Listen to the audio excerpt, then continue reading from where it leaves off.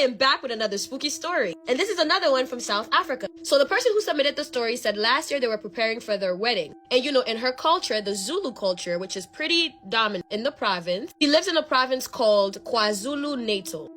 But anyway, when you have any ceremony of the celebration of any sort, don't announce it until like a few days before. So her and her husband knew that. So while they were preparing for the ceremony, they were actually very discreet, trying to do everything in silence, but he had to get her bridesmaids involved in the planning ceremony. And mind you, everyone was fine until the day of the wedding. So it was supposed to be a very sunny day. The bride left home around 3 a.m. covered in a blanket, as it is in Zulu tradition, and her husband's groomsmen came to fetch her and do a whole ritual on her that they do when the bride leaves the home. So there's this box called the kist, which represents the bride's coffin, that when you leave home, you leave with that coffin. Anyway, it's the bride and the bridesmaid's job to make sure that the box is not touched by anyone, especially strangers, because it supposedly carries the bride's spirit. Fast forward, they arrive at the husband's homes and they are given a tent to sit in. And it was a tent right outside her husband's home. So she got there around 5 a.m. and the rituals of the welcoming of the bride is about to start. So let me give you a backstory. So they were told that they need to never tell anyone about their wedding plans. And she had to get a traditional healer that will make sure that the place where she will be doing her bride dance, called ukusina, was pure.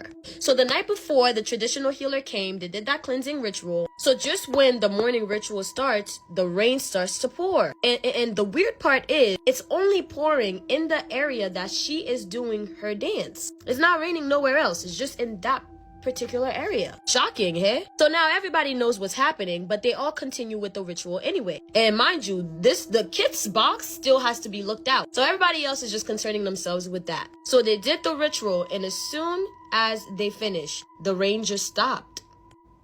So confused by this, because they literally had a spiritual healer come over here to cleanse this area, and now the next day while we're doing our ritual, it's raining in the exact same area that she's supposed to be in. So obviously they have questions for the spiritual healer. So days later, they went back to the traditional healer to ask them, yo, what the fuck? And he tells them that he had not done the cleansing or the protection spell.